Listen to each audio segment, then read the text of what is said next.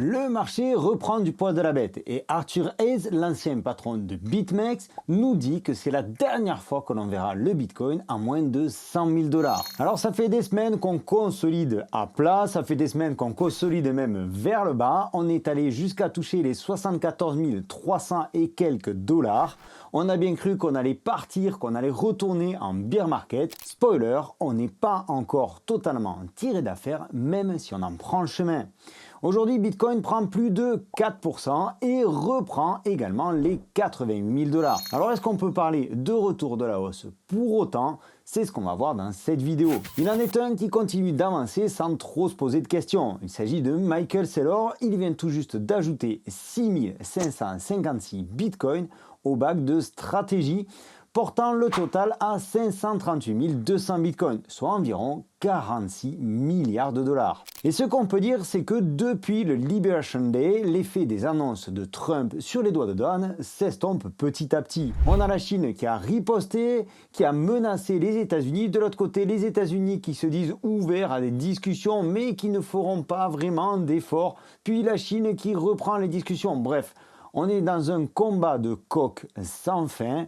Ce qu'il faut retenir, c'est que tout ça aujourd'hui n'a que très peu d'impact sur les marchés. On a même vu l'Inde ce matin se prononcer à propos de ces fameux droits de douane vis-à-vis des États-Unis et le marché n'a absolument pas réagi. Donc on peut dire que toute cette partie-là est pricée. Cependant, dans quelques jours et exactement le 27 avril, il faudra que Trump tire le bilan pour ses 100 premiers jours d'investiture. Pour rappel, ces 100 premiers jours d'investiture pour le nouveau président des États-Unis sont un petit peu comme un challenge de mise en place de sa future politique globale. Et parmi les nouvelles qui pourraient être intéressantes à suivre, il faudra s'intéresser à l'avenir de Jérôme Powell.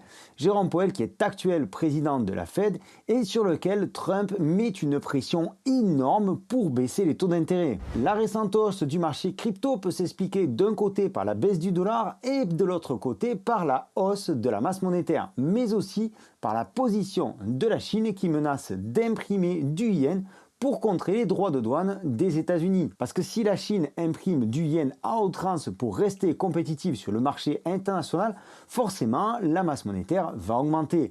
Et on aura donc encore davantage d'argent dans les actifs risqués. Et je t'invite d'ailleurs, si tu es quelque peu insomniaque ou le matin tôt, à regarder ce qui s'est passé sur les marchés asiatiques durant la nuit, c'est-à-dire entre 2 et 4 heures du matin, et tu verras que souvent, de plus en plus souvent, on assiste à des petites hausses sur l'ouverture des marchés asiatiques. Ce qui peut, je dis bien qui peut être interprété comme un certain engouement de la part des marchés asiatiques pour nos chères crypto-monnaies. Attention, on ne peut pas aujourd'hui tirer trop de conclusions hâtives. La plupart des marchés traditionnels sont fermés et j'ai attendu l'ouverture des États-Unis avant d'enregistrer cette vidéo. J'espère qu'elle te plaît et si tu n'es pas encore abonné, je t'invite à le faire en cliquant par ici. Ça ne te prend qu'une seconde et moi, ça soutient énormément mon travail. Tu le vois donc ici, lundi de Pâques, jour férié au Royaume-Uni, en Allemagne, en Suisse, en Italie, en France, etc., etc. En Afrique du Sud, au Brésil, sache que les marchés asiatiques et américains sont ouverts. Cette semaine, il faudra faire attention mercredi aux indices des produits manufacturiers, notamment et surtout aux États-Unis, mais également jeudi les inscriptions hebdomadaires au chômage.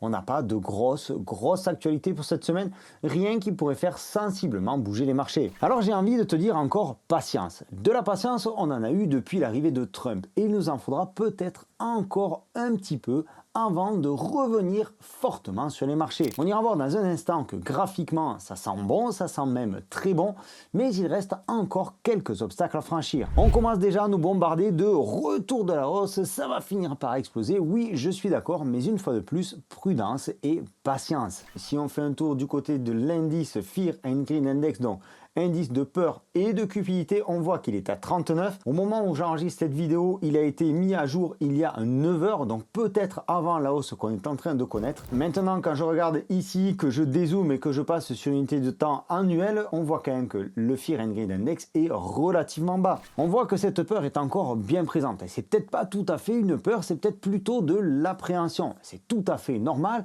après la période que l'on vient de traverser. N'oublions pas qu'on avait mis beaucoup d'espoir dans l'arrivée de Trump fin janvier 2025. Et aujourd'hui, on se retrouve un petit peu une main devant, une main derrière, avec un président des États-Unis qui a eu une politique très agressive, et donc nous, de l'autre côté, investisseurs, que ce soit en crypto ou sur les marchés traditionnels, nous attendons une clarification de tout ça. Si l'on regarde ici la progression des 100 plus grosses crypto-monnaies, on voit qu'on a un Kaspa qui fait plus 8%, SUI plus 6,6%, Mana plus 11%, Hype plus 4,9%, STX plus 13%, Tao plus 4%, Tao qui a très bien progressé ces derniers jours. J'espère que tu as vu la vidéo sur Tao que j'ai publiée il y a à peine 2 ou 3 jours.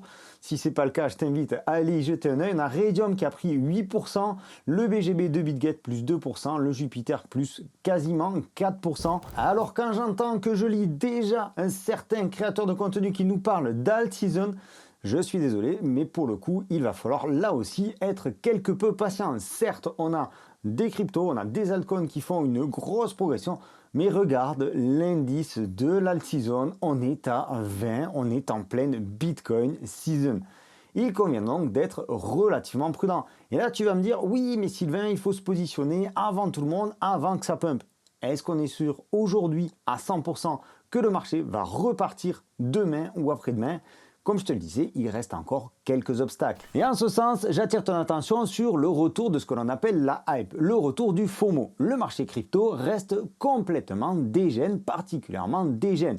Il suffit à peine d'une petite étincelle et tout explose. Comme je te le disais, ça fait des semaines et des semaines et des semaines que tout le monde attend ça. Il est donc normal que l'on se précipite aujourd'hui sur nos altcoins favoris. Seulement, comme je te le disais, prudence, le marché est complètement démentiel. Et pour te montrer à quel point ce marché-là peut être totalement débile, je ne sais pas si tu as suivi l'actualité, ce matin, on a eu le décès du pape François. Et donc, comme à chaque nouvelle de ce type, on a les plus dégènes d'entre nous qui se précipitent pour créer des choses absolument encore plus dégènes. On voit ici plusieurs tokens qui sont sortis. Le pape Francis sur Solana. Ici, on a un autre RIP Pop. Ici, on a Francis.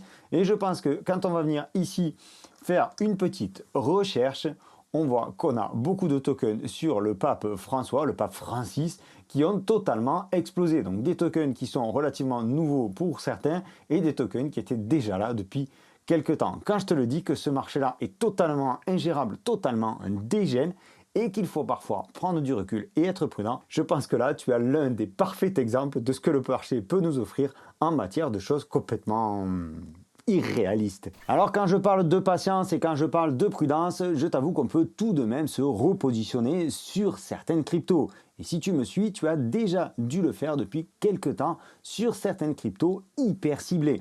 Et là, je veux te parler uniquement des leaders de narrative. Pour ma part, je me suis repositionné sur Tao, sur Ether, Solana, Render, Link, vraiment ce genre de crypto-là. Sans oublier le Bitcoin. Et pourtant, le Bitcoin, j'en parle très peu souvent. Si tu me suis, tu sais que je suis davantage pro altcoin que pro Bitcoin. Eh bien, il faut savoir aussi s'adapter au marché. Aujourd'hui, je pense que le Bitcoin peut repartir avant, comme à chaque fois, comme dans chaque bull run. Le Bitcoin peut repartir avant que la liquidité se déverse sur les altcoins. J'effectue donc mon trading en ce sens-là et je vais te montrer sur le graphique ce que ça donne au niveau du Bitcoin. Tu sais peut-être qu'on est pendu à cette fameuse divergence qui est apparue il y a déjà quelques temps, donc qui est survenue début avril 2025. Une divergence, c'est une différence d'orientation entre le prix d'un actif, donc ici le Bitcoin qui descend, et le prix du RSI qui lui monte. En général, on donne la faveur au RSI.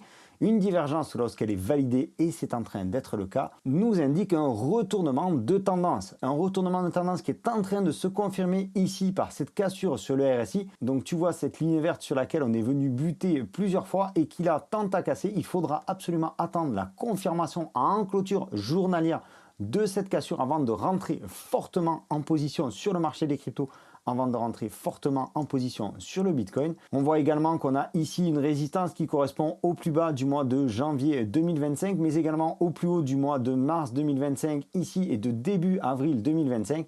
Il faudra également casser ici cette résistance qui s'est formée sur le Bitcoin avant, dans un deuxième temps, d'aller chercher cette zone-là, cette zone qui se situe entre les 96 000 et les 100 000 $, qui est aussi un seuil psychologique. Je ne t'apprends rien.